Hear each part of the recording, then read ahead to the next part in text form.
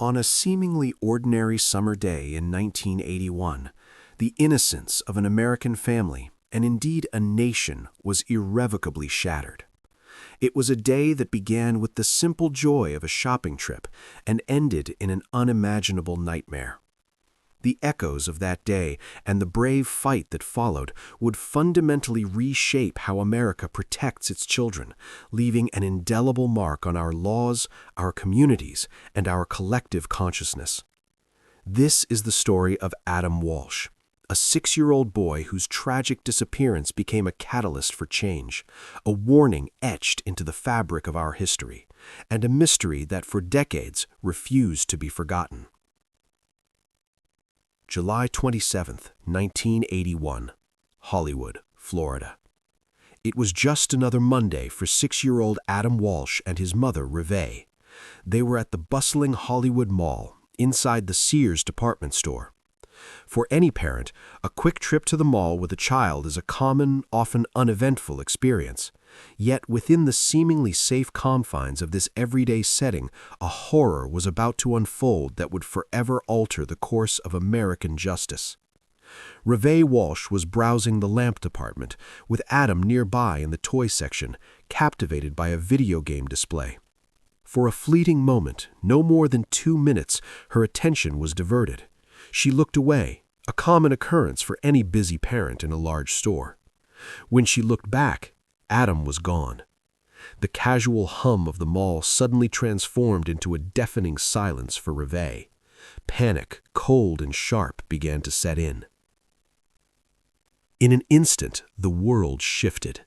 Reve's frantic calls for Adam echoed through the aisles. Store employees were alerted. The search began immediately within Sears. Every corner, every rack, every fitting room was scoured, but there were no alarms sounding, no security cameras recording the crucial moments. In 1981, the security infrastructure we take for granted today simply didn't exist in most retail spaces. The precious initial minutes, critical in any missing persons case, ticked by with limited resources. As hours turned into agonizing days, the search for Adam intensified. Local law enforcement, with the help of volunteers, expanded their efforts beyond the mall. Flyers with Adam's smiling face were distributed far and wide. The story began to grip the community, then the state, and soon the entire nation. Every parent in America felt a chill of dread, imagining the unthinkable happening to their own child. The hope, however faint, that Adam would be found safe, alive, was what everyone desperately clung to. But the hope was brutally extinguished. 16 days after Adam vanished from the Sears store, a grim discovery was made over 100 miles away in a drainage canal off the Florida Turnpike in rural Vero Beach. A fisherman found a severed head. It was identified through dental records as Adam Walsh. His body was never recovered. The sheer brutality of the act sent shockwaves across America. It was a stark, terrifying reminder that evil could lurk in the most innocuous of places, threatening the most innocent among us. The discovery of Adam's head plunged his parents, John and Reve Walsh, into a vortex of grief, despair, and an unyielding thirst for justice. But as the initial shock subsided, the investigation began to reveal a deeply flawed system. Evidence was mishandled. Critical leads disappeared. In the days and weeks following the discovery, several potential suspects were identified and questioned, but no definitive arrest was made. The case, riddled with complexities and procedural shortcomings, began to go cold. For decades, the question loomed: who took Adam Walsh, and how did they get away with it? While the official investigation stalled, John Walsh, Adam's father, refused to let his son's memory fade into obscurity. He transformed his unimaginable pain into an indomitable force for change. He became a relentless advocate for missing and exploited children, vowing that no other family should endure the agony his family suffered, nor the systemic failures that hindered Adam's case. John Walsh's determination led to the creation of one of the most impactful television shows in history, America's Most Wanted. Launched in 1988, the show harnessed the power of television to engage the public in the pursuit of justice. It aired profiles of fugitives and missing persons, encouraging viewers to call in with tips.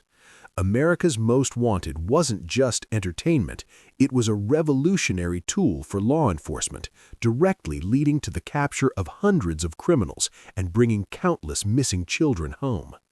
It transformed passive viewership into active civic participation, proving that ordinary citizens could play a crucial role in upholding justice.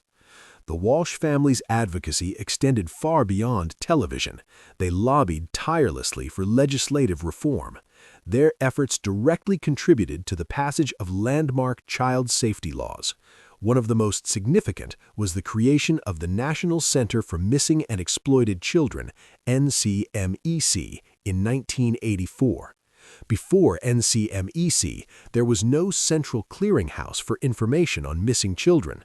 This organization became a beacon of hope, providing resources, support, and coordination for families and law enforcement agencies across the country.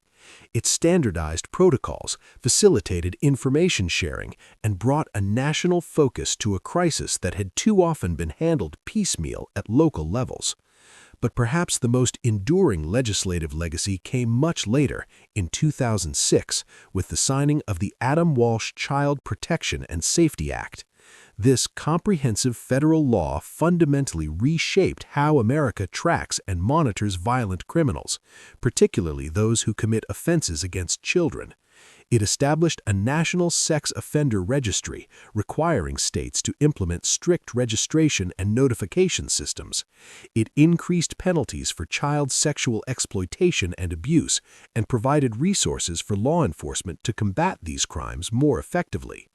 The Adam Walsh Act was a direct response to the failings identified in Adam's case and countless others, aiming to prevent future tragedies by enhancing accountability and surveillance of dangerous predators. It was a powerful testament to the idea that from the ashes of one tragedy, a shield could be forged to protect millions. The question of who remained a haunting specter for decades. Throughout the initial investigation, drifter and serial killer Otis Toole had confessed to Adam's murder on multiple occasions, providing chilling details that seemed to align with the crime. However, he also recanted his confessions, sometimes within hours, often confessing to other murders he couldn't have committed. His credibility was highly suspect, his statements riddled with inconsistencies. Despite the compelling nature of some of his confessions, coupled with circumstantial evidence, prosecutors felt they lacked sufficient physical evidence to secure a conviction. Toole died in prison in 1996, taking whatever definitive answers he possessed with him. For John and Rewrote Walsh, the uncertainty was an open wound. They were convinced Toole was the killer, but without a formal conviction, justice remained elusive. It wasn't until 2008, nearly 27 years after Adam's disappearance, that the Hollywood Police Department officially closed the case, publicly naming Otis Toole as the killer. Though long overdue and without the satisfaction of a courtroom verdict, it provided a measure of closure for the Walsh family and for a nation that had followed Adam's story with bated breath. Adam Walsh never came home. His young life was stolen in an act of unimaginable cruelty. But his story and his parents' unwavering determination sparked a revolution. It forced America to confront uncomfortable truths about child safety, the vulnerabilities of our children, and the deficiencies in our justice system. The legacy of Adam Walsh isn't just a story of tragedy, it's a testament to the transformative power of advocacy. It's a narrative about a family who, in their darkest hour, chose to fight not just for their son, but for every child. Today, security cameras are ubiquitous. Amber Alerts instantly notify millions of people about missing children. Child protection agencies are robust and interconnected.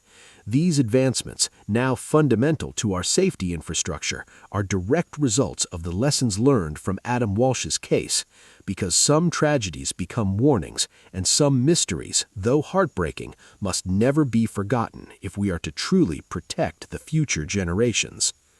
For more real American crimes and mysteries that changed our nation, subscribe to American Mystery Vault, because every story holds a lesson and every forgotten victim deserves to be remembered.